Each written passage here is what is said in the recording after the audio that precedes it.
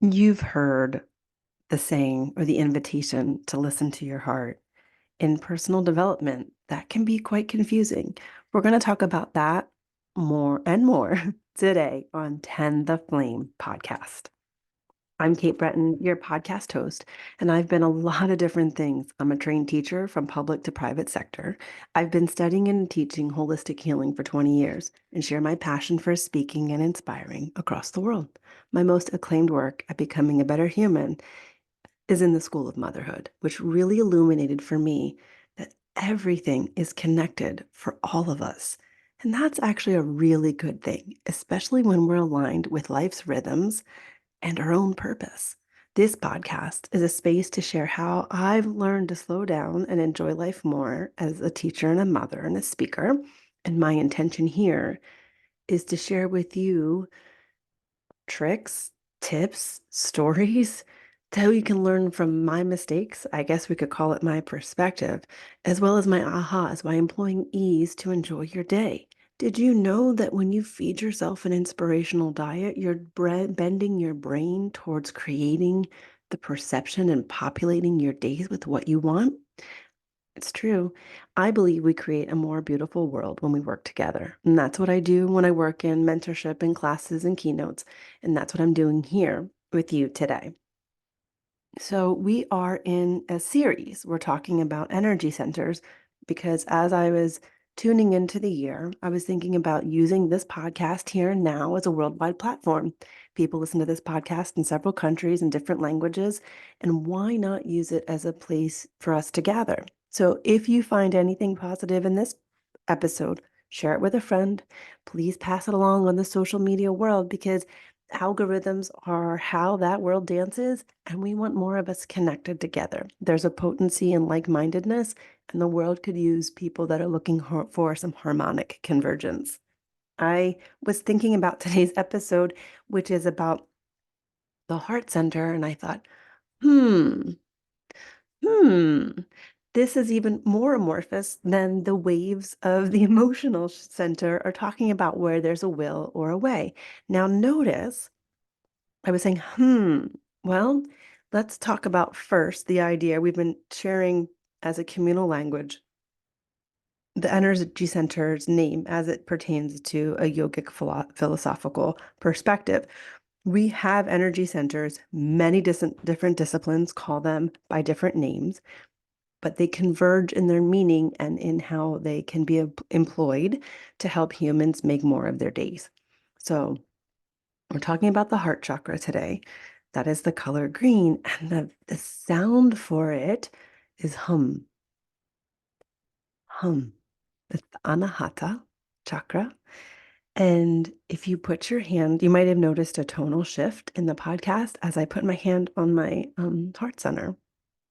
And I have found that in my current season, navigating the life of a little person, but also, I have found this when clients come to me that have a lot of stressful pressure in their daily lives, that simply placing your hand on your heart can really soothe you. And it's funny how often we don't. Like, if we respected the heart center as the compressive, compassionate pressure of your own hand, creating a signal of safety, of, uh, and safety is an overused word, but I think here it's synonymous with slowness and accuracy of place, m meaning when we're looking at speeding up and figuring out where we're supposed to be going, we can pop right from the head to the heart and bypass the wisdom of balancing. Because if you think about it, let's orient ourselves just in case you haven't listened to the other episodes yet, which I highly encourage you maybe going backwards, to meet this moment. But we have, the rooted energy that we feel grounded and supported. Then we move into the sacral chakra and the reproductive area, which is about relations. So we want to feel rooted in ourselves and in our needs to be able to relate. Because if we're not rooted in that, then we're going to be a little topsy turvy. And we've all done this. We're probably doing it now in certain relationships in our life if we don't have boundaries. we kind of topsy-turvy out of ourselves because we're not feeling rooted. So you feel rooted, then you can relate.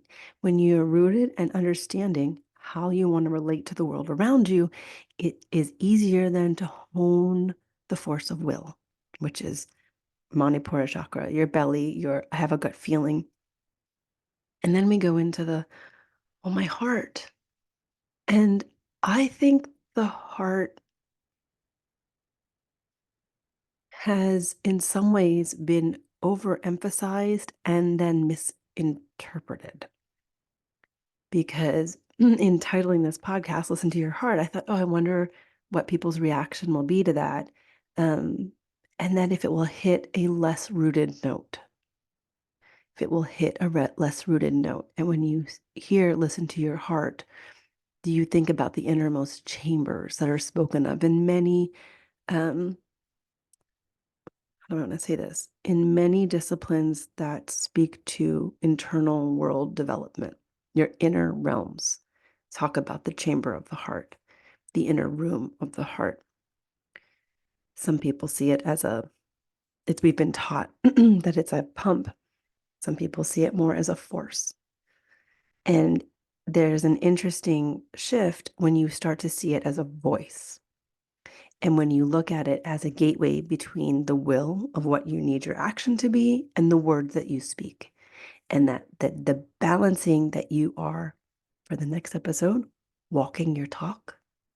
Because where does the musculature for your walking happen? Hips and belly, right? You have to have a strong core and seated in your skeletal structure to be able to climb, walk, and scamper. So are you walking your talk? Well, between your throat, put your hands on your throat gently and lovingly, thinking about the lymphatic system, and then it come down to the heart. Well, between you, what you're speaking into the world and where you're walking in your will is your heart. Balancing the perception that you have so much happening in that skull of yours.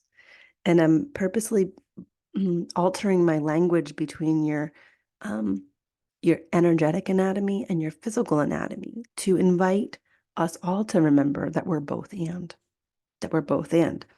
So a couple of things that made me chuckle when I was thinking about leading this discussion off in context between will and words. And I thought, and you might be hearing me do it right now. I've had so much throat clearing happening in my physical reality.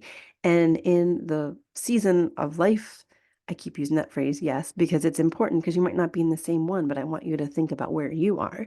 There's been a lot of kiddos in the Northeast this spring season that was so wet and cold and unruly that got a cough and had a lot of mucus. And it was like hanging on for a really long time. And we're a pretty healthy household.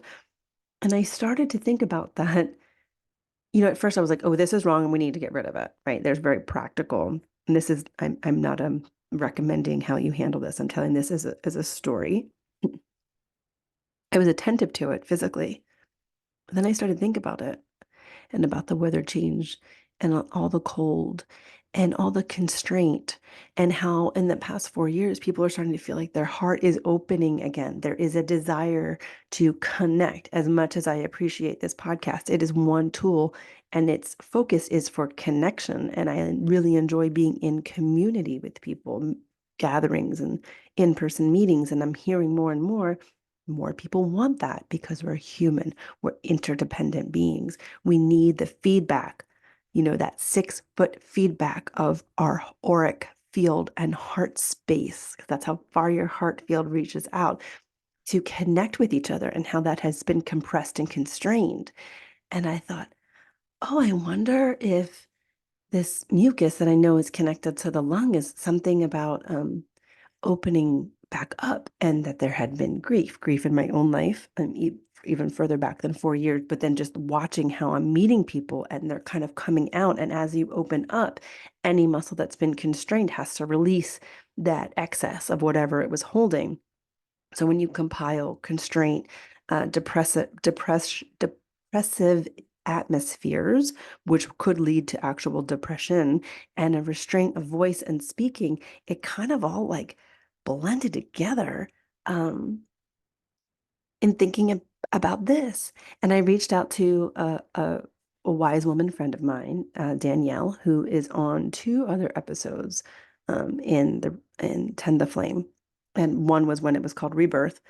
Um, and I sent a text, I should have read it for you. It was something to the effect of, I want to do a thing. Do you have an herbal remedy in reference to the mucus that's been going around? I want to reference you in the podcast. And the text back came, well, I would recommend mullein, um, but the mucus is related to the lungs, but it's actually connected to the heart, is something that she said. And I would encourage you to go onto her page and read what she says. I'll link the mullein. So the mullein is going to be one of our remedies here today. Um, I cannot speak in depth to mullein or how you would bring it into your life as a as a medicinal practice. But I thought, okay, had the mucus on my mind. It was time for me to speak to the heart. Had an intuitive hit to reach out to Danielle, and her one-line text connected it all together. And she didn't know. And I thought, oh, that's listening to your heart. Because logically, it would need to be researched and it would need to be anchored and it needs to be a proper purpose. And if I didn't know her like, as a friend, I would have had to provide more context. But the communal aspect of the relationship allowed me to move quickly with intuition and listen to the intention to speak to the heart space. And what came back from the natural world is the mullein herb. Do you see? Do you hear? When I was preparing for this, I opened notes for another book I'm working on, and there was a quote from Mystic Mama website apparently that I had jotted down 2015, so some years ago, my friend. And the quote is this: when you are needless, you are free. When you meet your own needs, you are free to self-actualize. Do not limit yourself. Your past doesn't equal your future. The phrase that got me was that when you meet your own needs, you are free to self-actualize. I think there's a common path when you're born in this time in the world that you feel that the answers are external. And that's part of it. That's part of the material world. And then for different people on different journeys and different awarenesses, you can kind of bump into the reality that that is not going to satiate your heart's desires. And then many people renounce the world. But if it's not in balance, they can kind of entrap their own selves. I have a phrase I jotted down that I'm finding in my own notebooks more and more places is, in liberation and entrapment are two sides of the same coin. Because if we really haven't transcended our needs, if they are not met and we pretend that we are needless, then we are entrapped.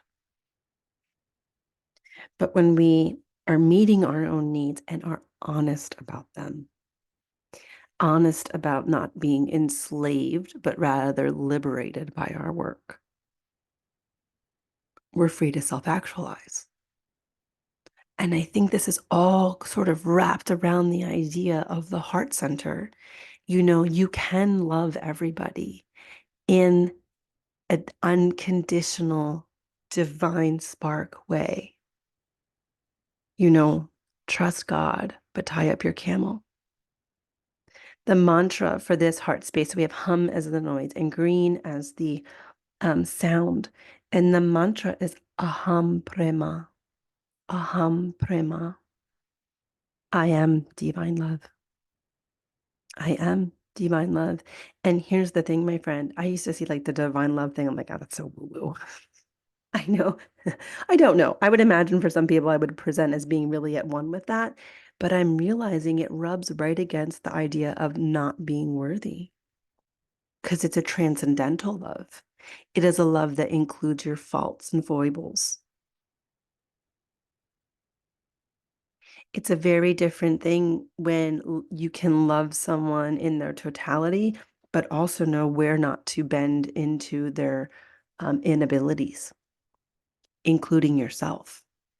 So when the doubt and the confusion, the dampness, the muck, the mucus, the grief that hasn't moved through, and the disappointment because you're in a place that maybe you're still in the journey that's confusing and you haven't emerged out of the wood into understanding that it is the parallel of your growth and the perception of your wrong was just a polarity experience for you to realize your need to accept and forgive yourself, or to realize your worth, or to what, fill in the blank what it is for you. And you emerge out of the wood and you realize that there was no separation, that either path would take you there, and that confusion clears. And they'll tell you for what it's worth, this is something that you can look at. Like all ailments need to be remedied 100%. And in this storytelling perspective shifting, which is how I gift this idea to you, ailments are an indicator that things are awry, but they can also be an indicator of things clearing. And once I shifted my perspective to what if I did have that cold that all the kiddos were having, but what if this mucus is hanging on because actually I'm feeling stronger? There was a weird thing that I was feeling stronger in my body, and I thought, what if this is actually the clearing of things? What if this is actually the moving forward? And then the physiology of that experience started to change. And then as I was listening more and more to my heart, which literally I'm listening to as I'm figuring out, what what sorrow is here, what confusion is here. It's fantastic if you're in the elation, right? The jam is to be in the contentment because then you can hold the sorrow and the elation both within yourself. And if you've lived a long enough life, you have both and you can safely negotiate the capacity. If to touch on the parenting, and as people are trying to revolutionize parenting, the actual buzzword that I believe is the most accurate is capacity. If your child bumps into a place where you do not have the capacity to hold their emotion or expectation, you will have to release your prior sludge, your prior hurt, your grief, your confusion to be able to create capacity for them. And then if the child image isn't the one for you, then you can replace it with your parent. Some of us are caretaking elder parents, and the roles are reversed. And spirit in the inner realms of things, this is a phenomenal opportunity for release and to realize that the journey that they're on is one you will take as well, right? We are born to these people and they are our shepherds and we rail against them and we are loved by them, one and the same.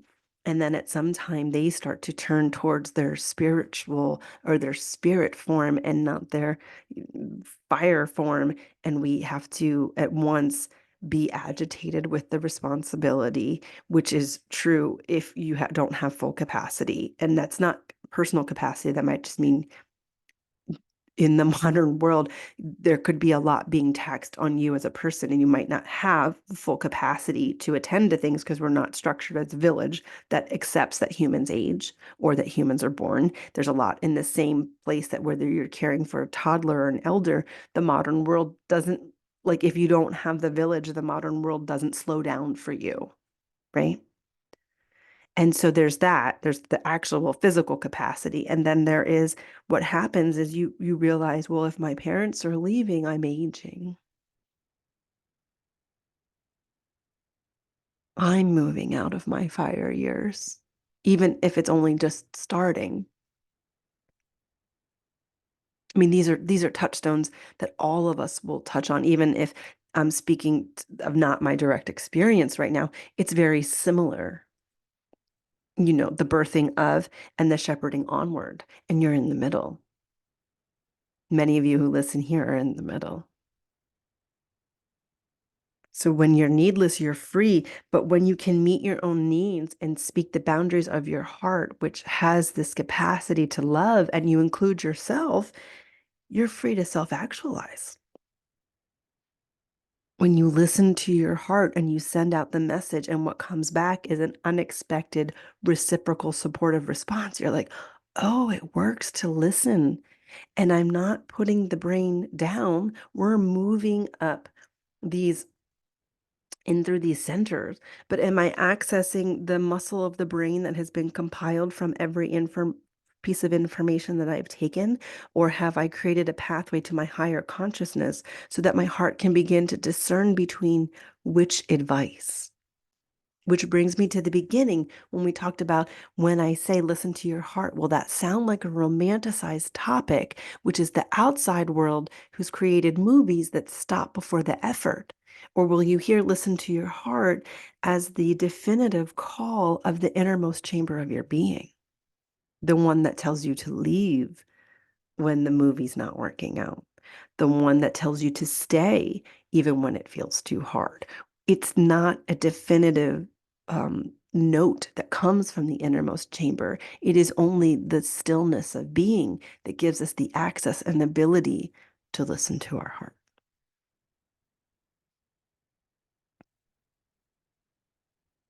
Aham prema. I am divine love. In all of the things that were unexpected and incorrect, and all of the things that were glorious and beyond, I am worthy. I am not wrong. Like we talked about in the last with the will. What if, as this is connecting into your heart, you think about the idea that I am not wrong? That idea of wrongness can be braided into so many unsuspecting places, placed so accidentally, and they can cleave to crevices of our heart that it wasn't even intentional. That's the other thing. So if we just look to the idea that it needs to be cleared out and we move our body, circulation, lymphatic, move, voice, breath, we we sweep the temple floor. We listen to the bells. We make the space to hear. We're coming upon the summer solstice soon here in the northern hemisphere. And as that bright light of summer comes, we're actually internally starting to head towards those fall months, right? The polarity of the zenith, and that the days get shorter as you're at the apex of the fun and the joy and the juicy sweetness of that strawberry summer moon. May this podcast find you in a place where you heard a whisper, and this whisper serves you to take that one step today, that one heart held breath. Aham prema. I encouraged you to, I was giving you and was linking for you a flower essence. Sorry for that sound. A flower essence. So I'm going to link for you the plant tincture of mullein. And for the flower essence, I actually made one. I don't have it to sell. I just made it for myself of rosebud. And it's a heart. It's a heart. And as I was sitting in the spring actually funny, I was sitting near a spring in the spring season of this year, thinking about hearts and clearing and parenting. And I was sitting next to a rosebud tree and thinking about there's been a lot of this or that in my world of parenting, in my childhood and in my adult life. Two places, two people, two things. And I was sitting next to a tree that has a cleaving heart, talking about healing the balm of children who have been born and lived through separation. And I just smiled and I said, nature always has an answer. What you perceive is wrong is a curriculum for your growth. And if you slow down enough and make yourself available, there's support for that. Whatever your that is. When you are needless, you may be free. But when you meet and admit your own needs, you are free to self actualize. May this invitation carry you ever closer to the innermost chamber of your heart. Thank you so much for listening. Thank you for sharing. Thank you for those that are leaving a review on Apple. I appreciate you. This is a grassroots, voice to voice, word of mouth in the most literal sense as this flame grows and we all gather together around this fire, around this heart chamber to remember the brilliance within. Thanks for tuning in. I'll see you back here soon.